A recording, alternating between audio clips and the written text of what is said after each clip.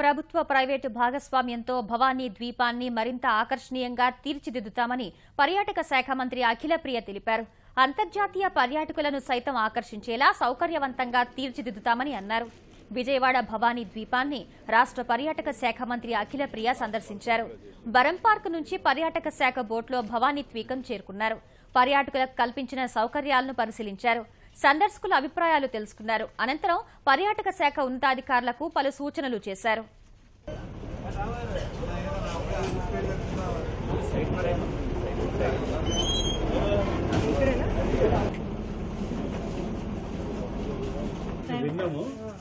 విజయవాడకి ఎవరు వచ్చినా కూడా మనము టూరిజం సైడ్ నుంచి ఫస్ట్ ప్రమోట్ చేసేది భవానీ ఐలాండ్. ఇంకా కొంచెం డెవలప్మెంట్ అనేది జరగాల్సిన అవసరం ఉంది. కొంచెం స్టాండర్డ్స్ కూడా మనము ఇంక్రీజ్ చేయాల్సిన అవసరం కూడా ఉంది. తప్పకుండా మరి హై స్టాండర్డ్స్ పెడతాము. మిడిల్ క్లాస్ వాళ్ళకి తర్వాత అందుబాటులో ఉండేటట్టుగా కూడా అన్ని ఫెసిలిటీస్ కూడా పెట్టడం జరుగుతుంది. గ్రీనరీ అనేది ఎక్కువ పెంచడం జరుగుతుంది.